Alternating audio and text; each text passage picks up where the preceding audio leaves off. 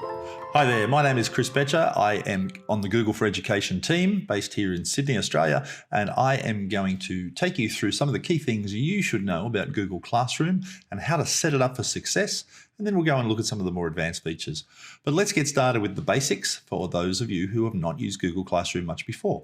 So this is Google Classroom. Its address at the top there you can see is classroom.google.com, or you can access it through the staff portal. Once you're in Classroom, you'll see these coloured boxes, and each one of these boxes represents a class that you might teach. I've got a lot of them here because I've used this a lot. You might not have used it much, and you might not have any coloured boxes, and that's what we're about to show you how to make. From this page, you'll see there's a plus sign up in the top corner, and this lets you either join a class or create a class. Now, I'll just show you, joining a class is typically what a student would do, and when a student tries to join a class, they get asked for a class code, which we'll talk more about in just a moment.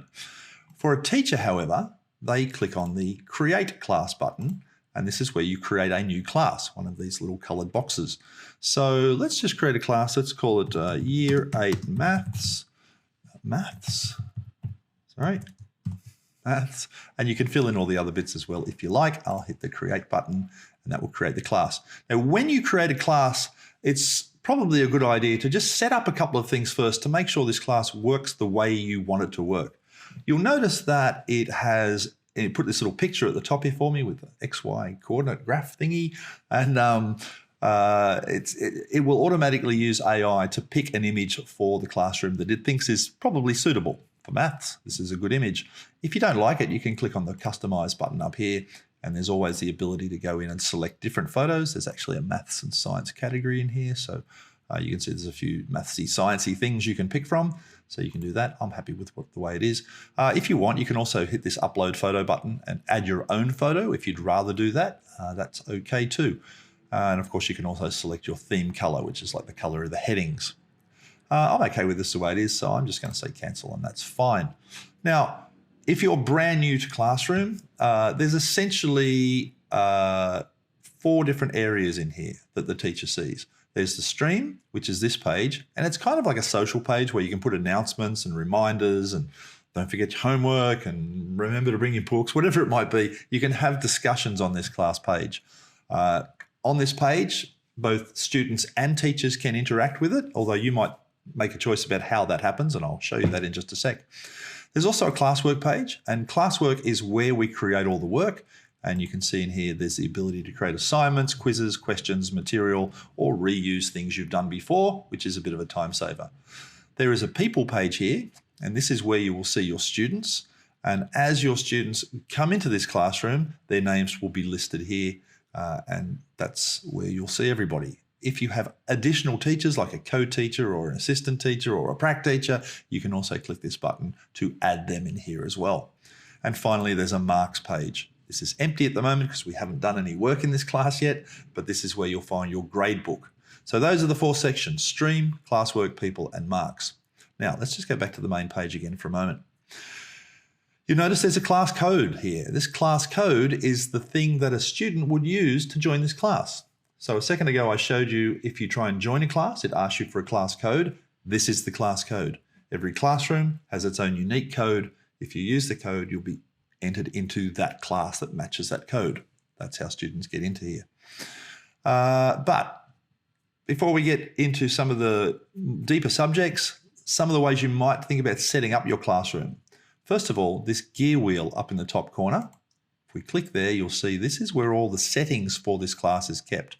So if you need to go back and change any of those descriptions we saw before, you can come in here and add that sort of stuff in there. Maths, there you go.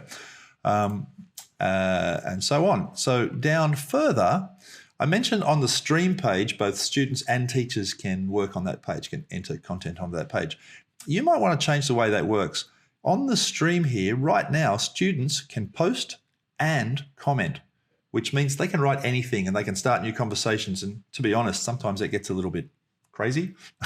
You might want to change this so students can only comment. So teachers can start the conversations and students can engage with them, but students can't start their own conversations. Maybe you prefer that. Or maybe you don't want students interacting on that page at all. Maybe only teachers can do both of those things. You can change that to that as well. My personal favorite is the middle one. You can choose whatever works for you. In terms of the way the classwork shows up, you can either have the classwork appearing not at all, so you can hide the notifications for new classwork. You can have the whole thing appear on the stream, or you can have like a mini condensed version of it. I like the condensed version, so I'll leave that.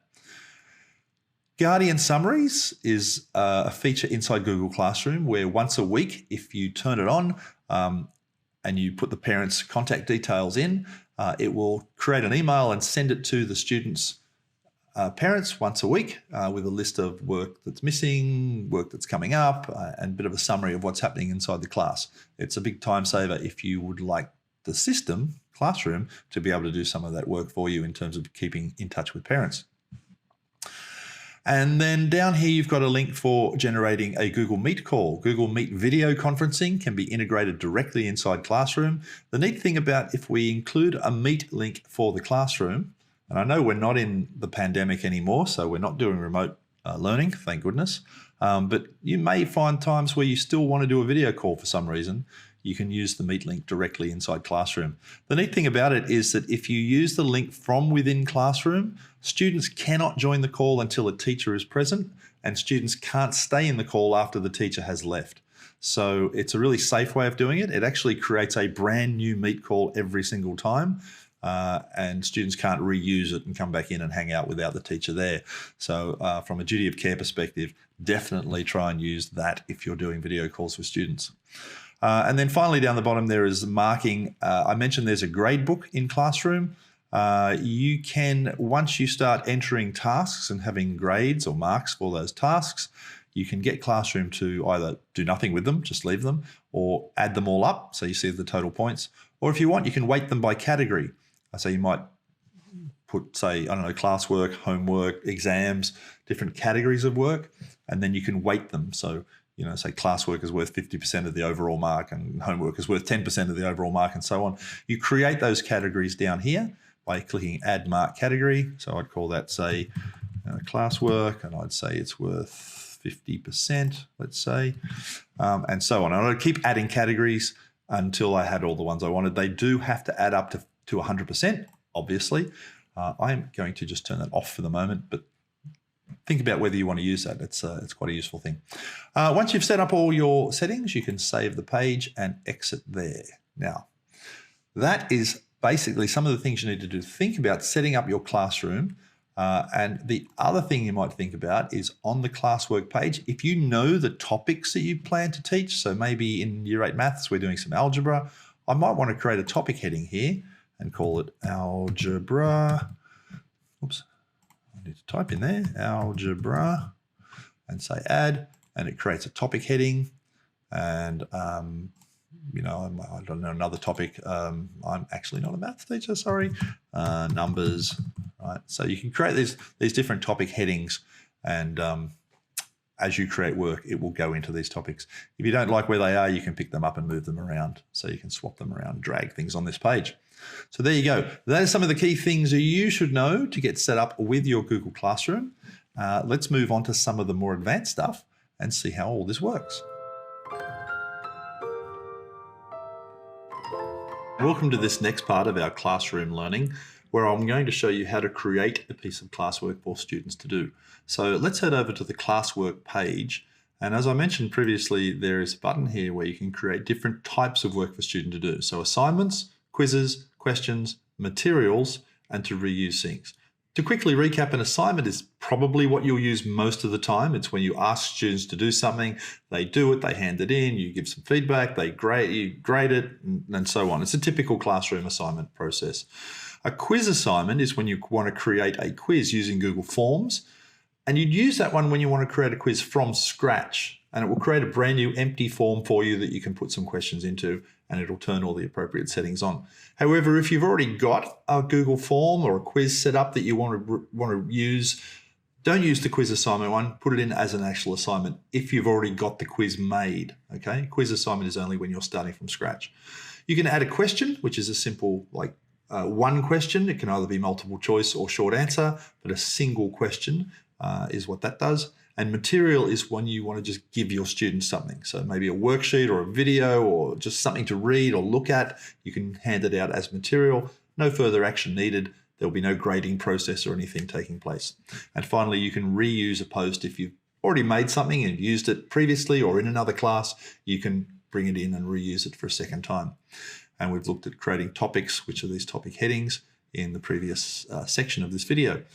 Let's look at how we create an actual assignment. So I will click on the assignment button here, and let's just call this numbers task, right? And I want to give my students something. I might say, look at the worksheet, blah, blah, blah. And I'll write whatever I want my students to do there. You can be as descriptive as you like in there. Now, here's a couple of things I want you to think about. Using these buttons along the bottom here, you can add a lot of things to a classroom assignment. You can give your students things for them to interact with. A lot of the teachers, let me just flip over here, for example, a lot of us who have been teaching for a while, we have many worksheets. And while worksheets are fine in a physical classroom and getting kids to fill them out with pen and paper, they don't work so well in a digital environment because, as you can imagine, if I just simply attach this PDF to this classroom task, and I can do that, let's actually do that right now. I go over here and I say I want to upload, and I'm not sure where I put that that thing. I think I put it in, it's probably here in recent. No, it'll be in here. Sorry, let me just find this for you for a second. It is this one here. Okay, so I'm just uploading that worksheet into there, and you can see it is now attached. It's a PDF. It's this PDF is in fact this one here. Okay, so I can attach that PDF, and that's fine, and the students will get it, but they can't really do much with it because, well, it's a PDF. They would have to either have some sort of a digital way of drawing on it or to print it out and do it, and then they've got to figure out how to get it back in. PDFs and worksheets, generally speaking, they're not really well suited for this type of digital working. What you could do, however, is here I've gone to Google Forms and I've started to recreate this worksheet. So you can see how many days in 31 weeks, this question here, and I've simply turned it into a Google form where I'm asking the same questions. Now, admittedly, some of these questions here get into different formats of questions, which can be a little bit tricky to replicate in a Google form, but you might just rephrase the question or look at it a slightly different way that still tests the same skills from a student. But if you can take those non-digital forms like PDFs and turn them into digital friendly resources, then they're much easier to use inside Classroom. Let me go back to Classroom and I'll show you what I mean. So I've attached the PDF here, which is probably not that useful for a student. But if I wanted to go back and say, let's go into Google Drive, and I should be able to go to my recent collection here, and here is the maths worksheet that I've started to create from that PDF, which use similar sort of questions. I can click on Add, and I'm going to add that in there, and that then goes in as a Google form.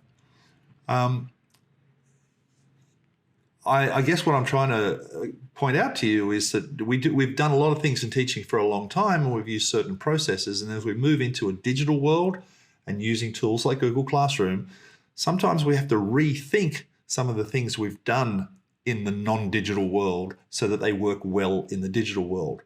And it's not an impossible task. It's actually pretty straightforward. You can take a lot of the existing resources you've got, digitize them in a way. There is a little bit of work in changing them over, but once that's done, they become much more reusable over time. And so you end up saving time in the long run. So I would not attach a PDF to this. So I'm just going to get rid of that by turning that off. And I would instead just attach, say, this form. By the way, if you're using Chromebooks, if your students are using Chromebooks, you have the ability to turn this on, this locked mode. And when you do that, when a student goes to open this Google form, it will actually open full screen. It'll cut out any other browser windows, so they won't be able to go looking for answers. They'll be locked into that quiz while they're doing it. And as soon as they submit it, it will unlock it and hand the machine back to them.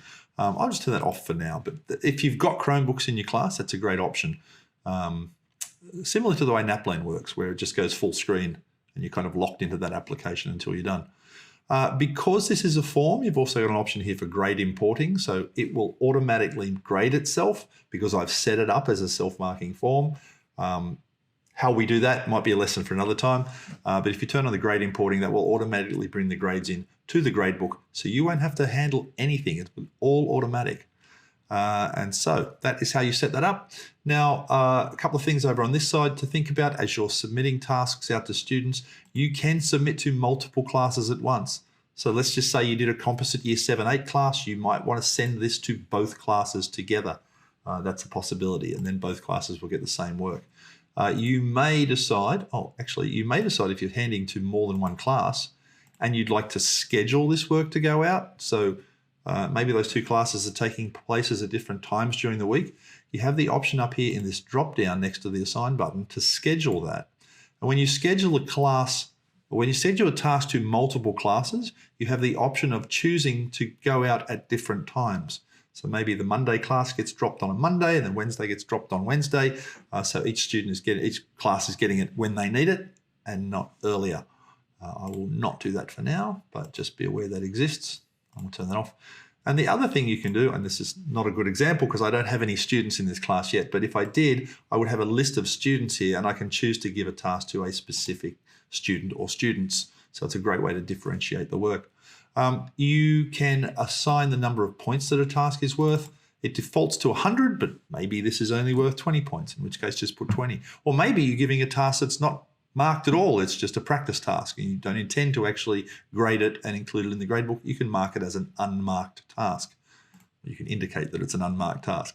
If it's got a due date, you can put that in there. And that's really neat if you put a due date in, because it will pop up on the student's calendar to remind them that the task is due. So that's a great way for students to be organised. And finally, you can add it to a particular topic. So this is a numbers task. I'm going to put it in the numbers category over here. We're going to come back and look at rubrics and this other thing in just a sec, this plagiarism check. Other than that, that is how you would set up a task.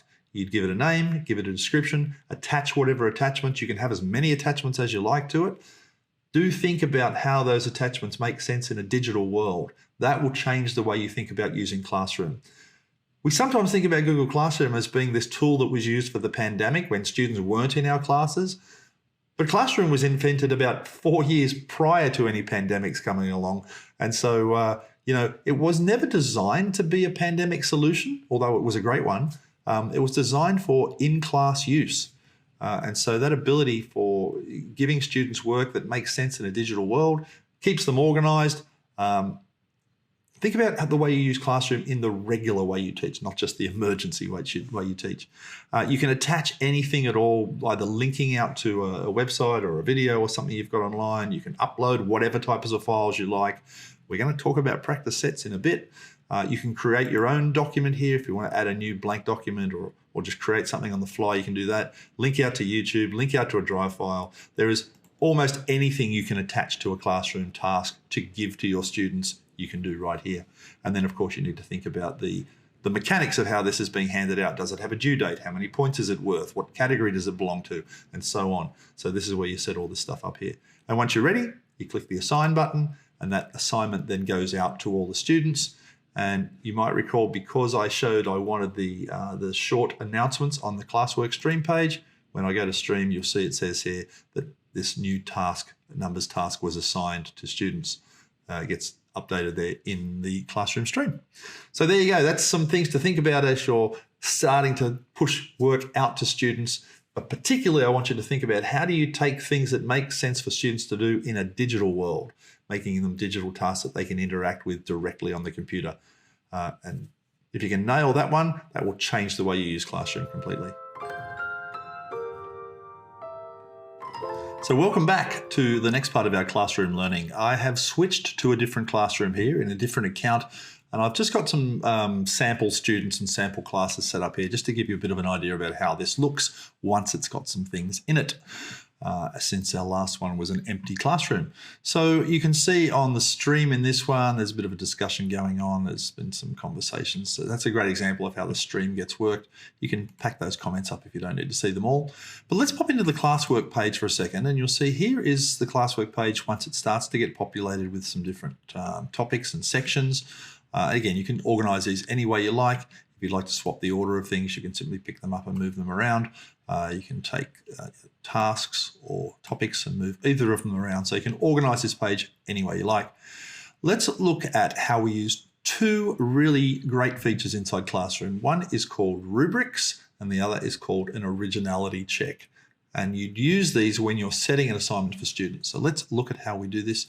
I'm going to go into one that's already made for me. So you can see I've got here a creative writing task that's already been given out, but let's pop in and see what this looks like. So this task has been assigned to students in the class. One's already been marked. But if I go and actually look at how this was set up by clicking on the edit button here, you can see that when this was set up, it had two things attached to it. One was a rubric, and the other was this check for plagiarism here. Now, because this is a writing task, this lends itself really well to an originality check to see if students have been taking things from the internet or just borrowing things from places that aren't theirs and using it in their work. So we can check for that.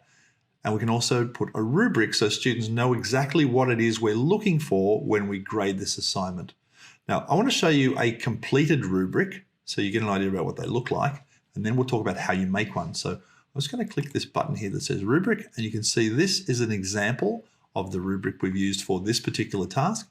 These can look like anything you like, but the key idea of a rubric is you have a number of categories. So in this case, it's persuasion, how persuasive were the students, originality, how original was their writing, and finally their spelling and grammar, how well was it written. So you can have different categories, and within each of those categories, you have a performance descriptor, ranging from doing really, really well to doing fairly basic work. In this example, I've ranged it from elementary, developing, substantial, and advanced. You can use whatever terms you like for that. You can assign a number of points, or you can have no points. A little research now says that it's better to not have points in a rubric. Simply give students a quality guide without necessarily rewarding them with points. Up to you how you do that, of course. But this is what a rubric would look like. This particular one is fairly balanced in that each one of these categories has 4 levels to it. You don't have to have the same number of levels in each category if you don't want. You can have more in one and less in another. It's very flexible the way you set this up. So that's an example of what a rubric would look like. Let's just go out then to see how we would set this up. So I'm going to close this assignment and go into the create option here and create a brand new assignment. And I'll just call this writing task 2. Okay. And I could write my description. You should definitely write a description, by the way, but for the sake of time, I won't put anything in there now, but you should. And of course you can attach whatever you want to it, like I showed you in the last video. But let's come over here to rubric. When I click the rubric button, it gives me 3 options for how I can attach a rubric. One is to create one from scratch. So if I don't have a rubric that's suitable, I can click the create button and simply create it from the categories that I have in my head. Or I can reuse an existing one. So maybe I've got a rubric from a previous writing task that I can reuse. That would be pretty handy if I could just reuse that without making it again. Or I can actually import it from a Google Sheet if I have it stored in a Google Sheet somewhere. I would suggest to you probably the easiest way is to reuse an existing one. So let's just look at that. I'll click on reuse rubric and it will go and look for me in all of my classrooms. So all of my different classrooms are here. So I might know that I used one before in this demonstration class, and it's going to look through and find these are the ones I've got in there. And it's maybe this persuasive writing task here that I had, and I can click select and it will attach that rubric for me. If I click on it now, it will show me that rubric. That's the one I was showing you before. Okay, so reuse an existing one really easy. Let's look at how you create one from scratch though. I'll delete that and now click on that button again and say this time let's create a rubric from scratch. So it opens this rubric creation page here. So let's say one of our categories is persuasion. Persuasion is one of the categories, and I write how persuasive was the student into a point of view, right? So whatever you want to write there. Okay, now you can put in here this. So my basic level, and I might call it basic, right, or fundamental, or whatever you want to call it. Okay, you can put that in there and then write the description. Student has used only basic words and not a lot of connecting ideas. Okay, so you make this up to however you want your rubric to look. Once you've added in that, you can then add the next level. So the next level might be worth 2 points, and it's called developing, and you have a description of what the developing level might look like, and so on. And you can keep adding different criteria, different quality levels for this particular criteria. And then you can add more criteria by clicking here.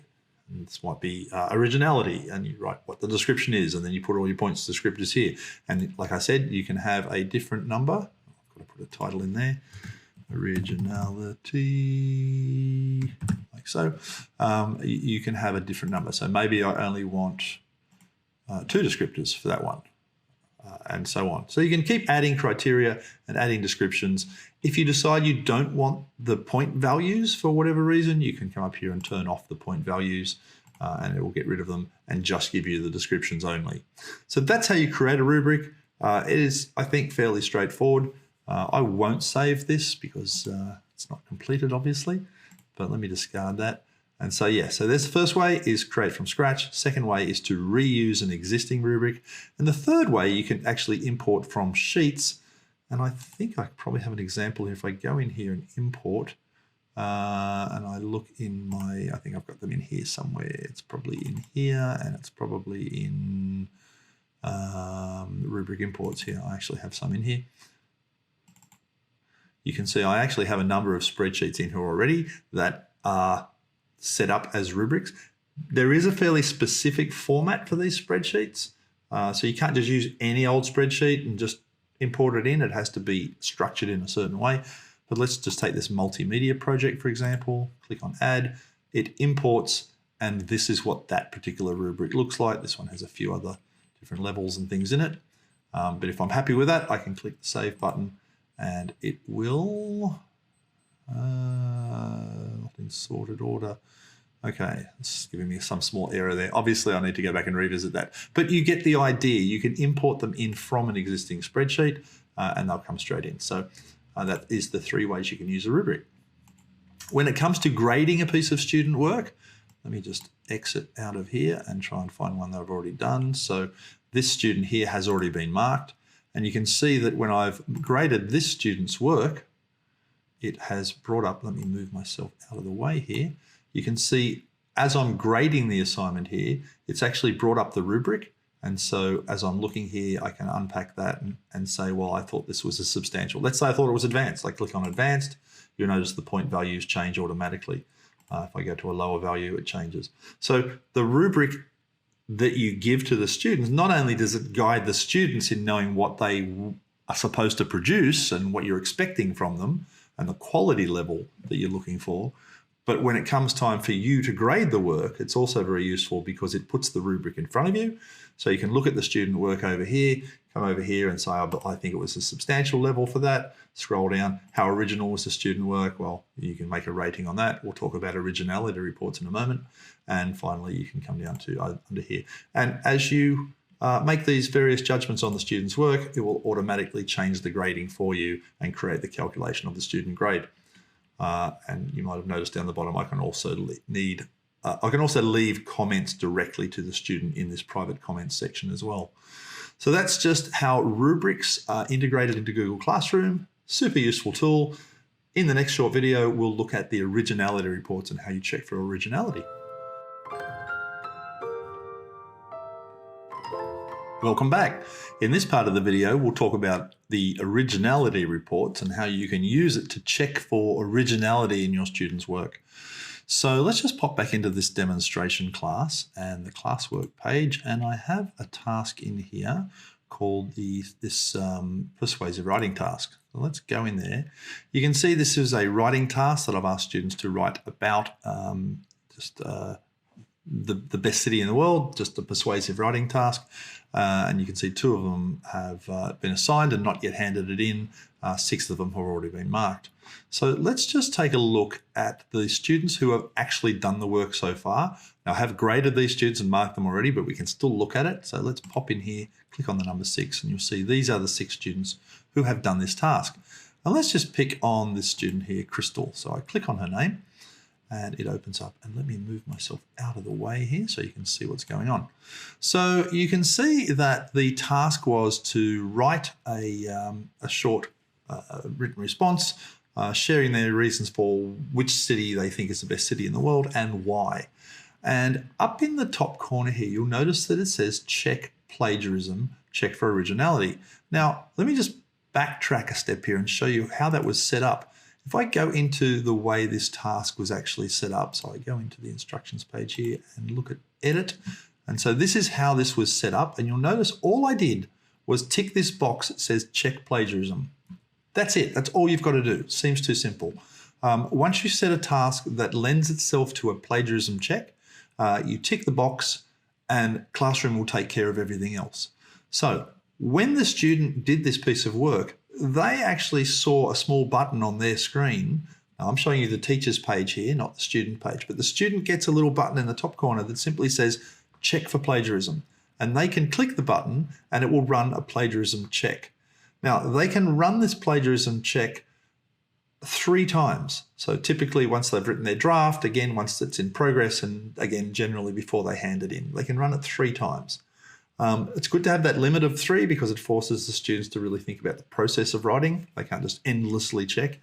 And it's also useful to know that if you are in a domain which uses the Plus version of Google Workspace, which is the Department of Education New South Wales uses the Plus edition, you have unlimited use of the Originality Reports. You can run them on as many assignments as you like. Some of the fundamentals or free versions of Workspace are limited to only 5. But you get unlimited use of this particular feature. Now, let's look at how it works. So I've ticked the box when I handed this out to students. The students can run that check for themselves. Whether they run the check or whether they don't, I, as the teacher, can use that originality check when it comes back. And you can see if I click that button here, it's off in the distance now, off in the background, I mean, checking for plagiarism. And what it actually does is it looks at the student's writing and then it tries to compare it to basically every web page on the internet.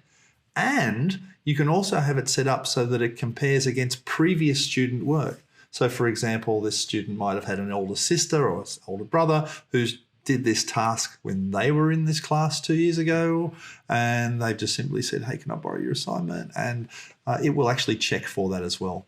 Now, you can see it's come back here and it said there has been 1 flagged passage. If I click on that link, it will open up the Originality Report and it will tell me what has actually been plagiarized here. And you can see it's most of it. So all this stuff that's highlighted in gray, this is things that have shown up in another resource somewhere on the internet. In other words, not original.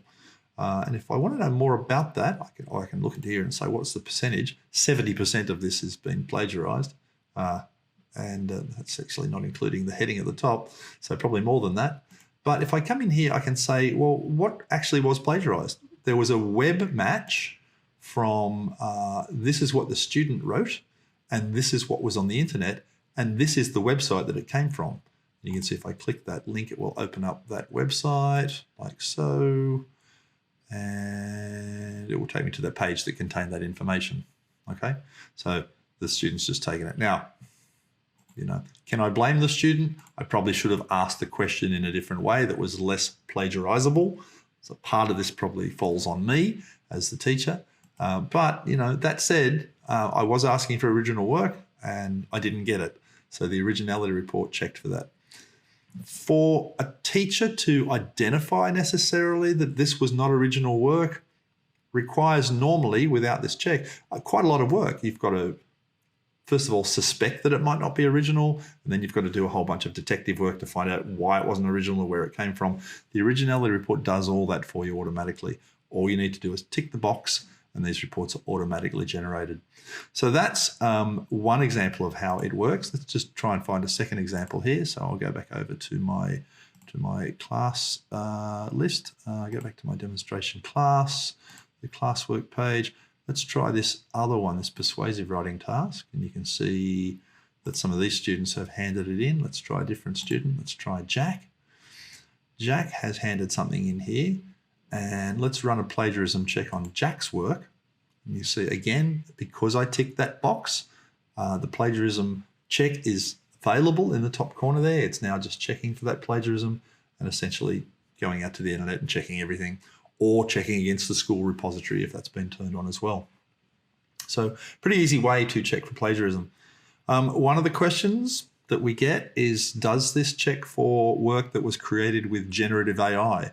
So for example, Google Bard or ChatGPT or something like that. The short answer at the moment is no, it does not. And the reason it doesn't is because work that's been generated by AI is in fact original work. It is not necessarily something that exists somewhere else on the internet. So this is quite something we need to be dealing with over the next little while. Is, how do we detect that sort of work? The answer still comes back to asking students different questions. How do we ask students to not? How do we ask students to do things that are not so easily just able to be just replicated by either plagiarism or a machine? And it's very possible to do that. Let's have a look at this flagged passage. This one comes up, and this has been entirely lifted from somewhere else. If I click that, you can see this is basically 100% plagiarized. There you go, 100% flagged content. So yes, it is surprising at sometimes just how much students do just go and borrow from the internet when they're trying to create work. And this is a great way of detecting that originality and making sure that students are aware that they can check their own work. So I don't think students generally want to plagiarize. I think most students would prefer to think that they're being original. But sometimes when they're doing a lot of research and combining ideas together from things they find out there in other resources, they sometimes don't realize how much they might be plagiarizing. This is a great tool for both them to be aware and also for you as a teacher to be aware as well. So that is Originality Reports. Thanks for joining this final part of our classroom deep dive. And this is the exciting part where I'd like to tell you about a brand new feature in Classroom called Practice Sets, only released a short time ago, and you have access to it in the New South Wales Department of Education. Let me show you how it works. This is Google Classroom, and if I go up to the top corner here, you'll see I have an option here that says Practice Sets. So I'm going to click into that category and maybe just move myself over here out of the way. Okay, so Practice Sets is a way of teachers to create short quizzes, if you like, or practice exercises so that students can refresh their skills, maybe set them as homework, maybe set them as end of topic type revision, but they use some fairly smart AI to help students and to help teachers build these exercises. Let me show you an example of what I mean. I'll show you a finished one, and then we'll backtrack and show you how to create one from scratch. So these are practice sets. And the neat thing about them is they can be inserted into a classroom assignment just like any other object. So once a practice set is made, you can attach it to a classroom assignment, and then it becomes something that the students do as part of that assignment. They lend themselves particularly well to mathematics and sciencey type things at the moment. You can, of course, use them for anything, but they are mapped to a lot of curriculum right now for the sort of the maths and sciences. But I mean, use them for whatever you like. Let me give you an example. So I go into this one that I've made here called Algebra and Maths.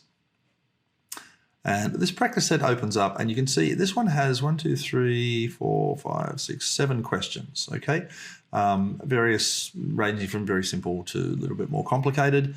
And if I go to edit this and show you how this was made, so you can see it has, first of all, a question's been asked, a correct answer has been indicated so that the system knows what the correct answer is.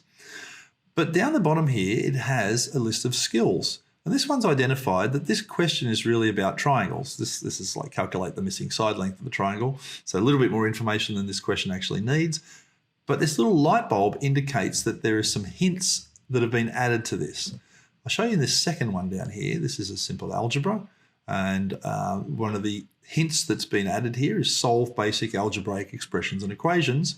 And again, the little light bulb indicates to the student that there is a hint attached to this. I've indicated here as the teacher that I will accept the answer x equals 2 or just 2. Both of those are fine. and so on. So when you create these questions, you can create short answers, paragraph, single select, or multiple select options. And the short answer and single and multiple select can be auto-marked. Obviously, a paragraph answer can't be auto-marked. You can still use them, but you'd have to do those manually yourself to grade.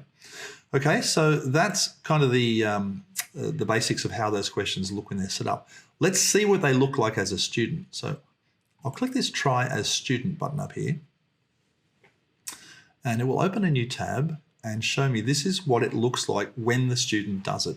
And this is a really nice feature because I know something that people have asked for in Classroom for a long time is, you know, can we see Classroom the way the students see it? And it's kind of not that simple to do, but with practice sets you can. You can see this now exactly as the student would see it. So you can see this has a number of question types here. This is there's 7 questions in here, and it's got the questions showing. Now, the neat thing about this is if I know the answer, I can just type it in. I know the answer here is 3, so I type in 3 and I check my work, and it runs a little check there and it goes green, gives me a tick, and I know that was correct. Fantastic. Let's move on to something a little bit more complicated, and that is this algebra question here. So I don't know what the answer is here, so I might have to calculate it. Now, rather than me reach for a piece of paper and scribble it out on a piece of paper, then come back here, what's much more useful is for the teacher to be able to see the process that the student used. So ideally, you'll use this on a platform that has a stylus where you can write. So, you know, a Chromebook with a stylus and a touch screen is a really good thing for this. I am on a screen here where I can't do that, but let me show you how it would work. So I'm going to go show my work, and I get this little scratch pad area here where I can type in some calculations. But even better, I can write calculations by switching into inking mode. So it brings up this little scratch pad, which can be a little bit bigger. If I need it to be longer, I can make it longer, and I can write my calculations. So I'm writing here with a mouse, which is not ideal, but I can say 2x plus 6 equals 10. It's way easier with a stylus. Now I can then say, well, I need to go minus 6 from both sides, minus 6, which would make that 2x plus 2x. This would zero each other out, and so 2x then would be equal to 10 minus 6, which would be 4.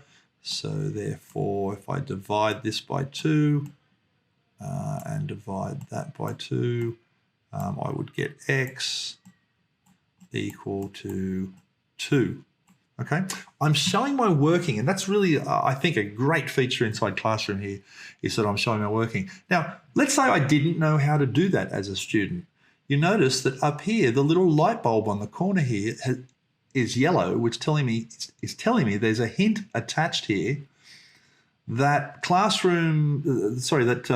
Sets has automatically added for me based on the content of the question. So if I click on the little plus sign here, it gives me a clue. 2x plus 6 equals 10. I have to subtract 6 from both sides, simplify to both sides. So it's telling me and stepping me through what I need to know to solve this problem in case I didn't know.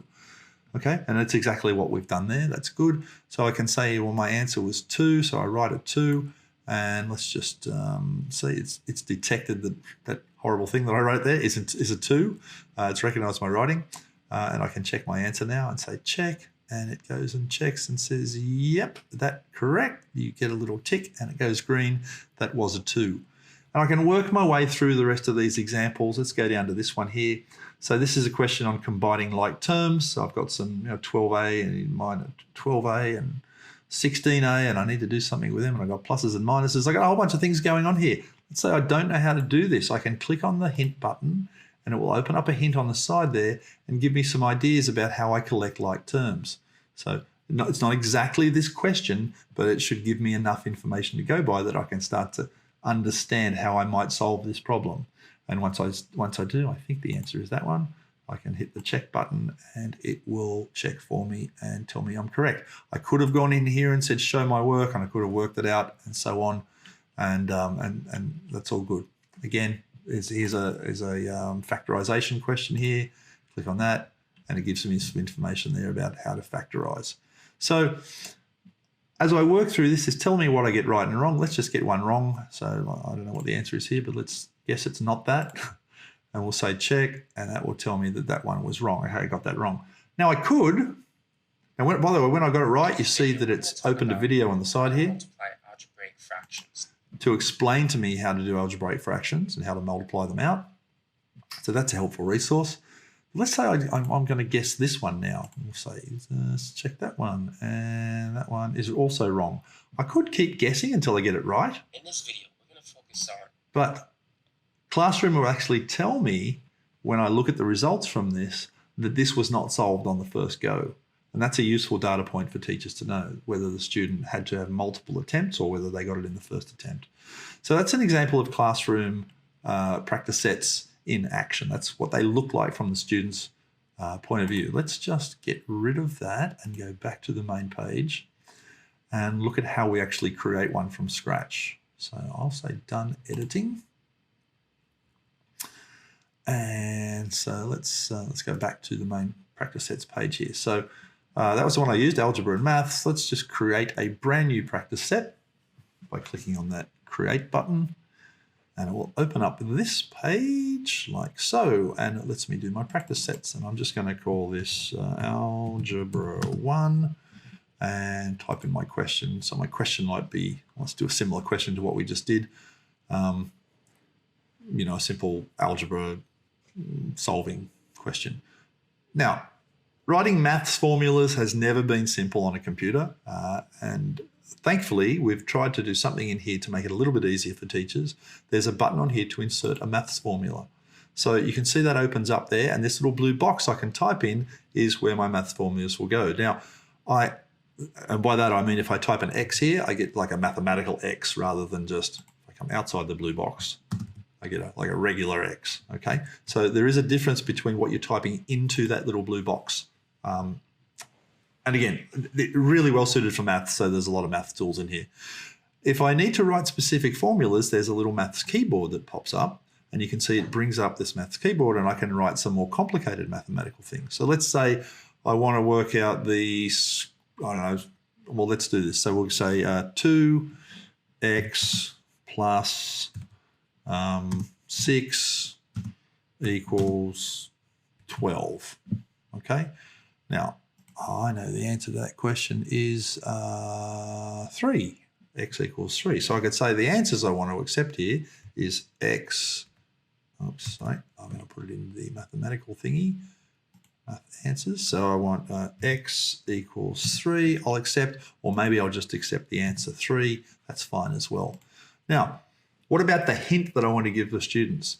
So I am going to go in here. What I'm trying to do is solve algebra, right? And if I just wait a second, it will pop up a little list of skills that it's aware of.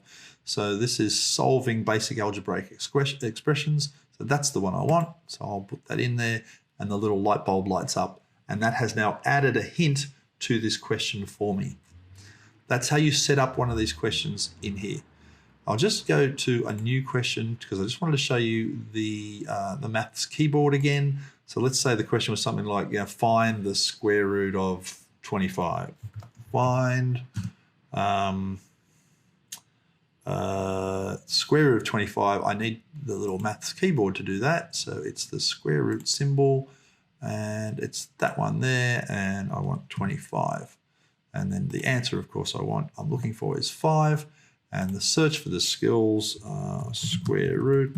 So let's see what it turns up. And hopefully, there you go. So how to calculate a square root. So maybe that's a useful thing for me to tell my students, and it adds the hint. I can add more than one skill too if I want. I can add multiple hints. So that's how you set the questions up. And then, of course, once you have them set up, if you want to try this as a student, you can click on the Try as Student button, and it will open this sample page up so you can see what you've created. Again, this is what the student will see. So, if I want to show my work, I open the Show My Work button, go to scribble mode, and I can say, 2x plus 6, blah, blah, blah. I work out all my answers there, hopefully figure out the answer is 3. I can, it's detected my 3 that I've written, and I say check, and it marks me as correct, and so on. The hint for that is if I click on that button, okay, it's giving me the example here. It's telling me how to step through that. Let's look at the square root question. Let's say I have no idea how to do this question. I can click on the hint button and move me out of the way, and it gives me an idea here about how I might solve this problem.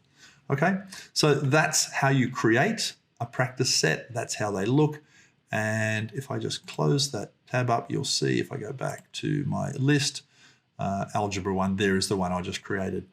Now, that practice set is now created. I can reuse that over and over as many times as I like. I can also now, from the 3 dots, I can create a share link. So if I'm a math teacher in a class and I want to give this to another math teacher in a class, I can click the share link and it will turn on the sharing, and the teachers will be able to get a link to that practice. Sorry, turn that on. The teachers will get the link to the practice set like so. I can copy the link and then just email it or send it to another teacher. The nice thing about being able to use this inside the New South Wales department is because all the schools in the department are all part of the same Google domain, so you can share between schools if you'd like to. So that practice set is made. How do you actually use it? Let's just go back to one of our classes, say our demonstration class.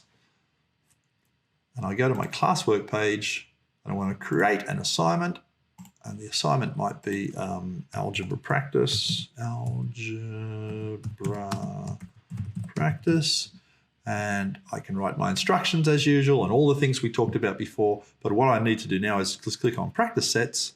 It opens up my list of practice sets that I've got, which of course are all reusable.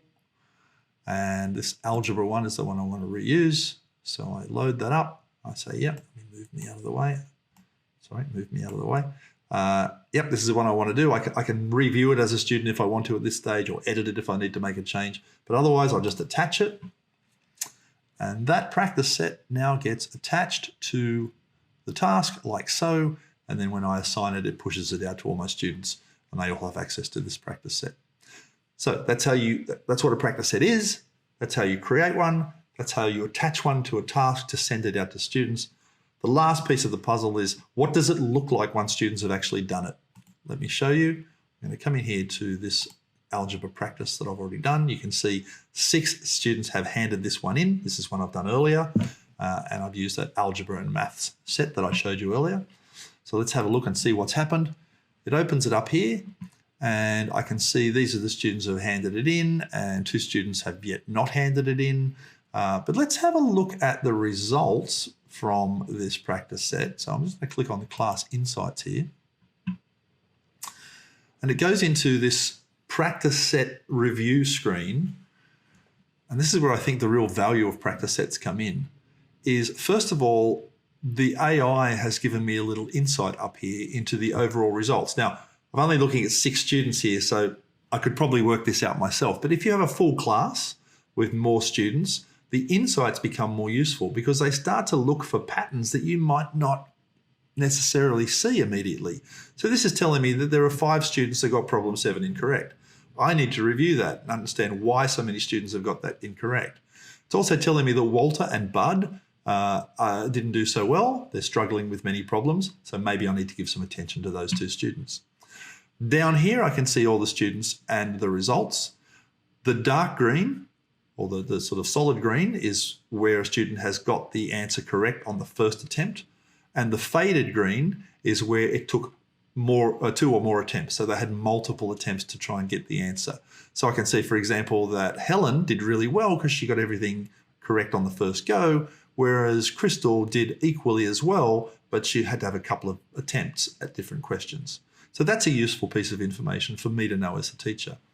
Over on this side, I see the list of the different questions and how many students got things right, how many students got things wrong.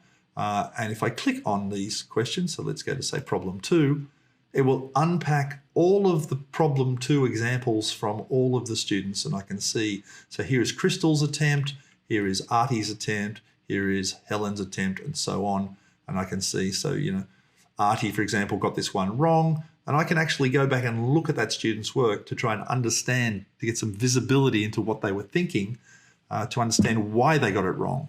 That's a more important piece of information for me to know as a teacher. So I can look at a specific question, or I can click on a student's name and it will open up that particular student over here. and show me each of their attempts. So this is Artie's attempt at all of the questions. And I can see this one was wrong, this one was right, and so on. And I can get a much better feel for how I might help my students. The important things, the practice sets is able to give those hints and tips to a student as they need them, as they're doing the tasks. It's able to automatically grade the work, and then it gives me, the teacher, the insights at the end into knowing who's done what, how well they did it, and then giving me the visibility into their student work. So I hope you find practice sets a really super useful tool. It is free for unlimited use for users of Google+, which is the New South Wales department. So you can use this as much as you like.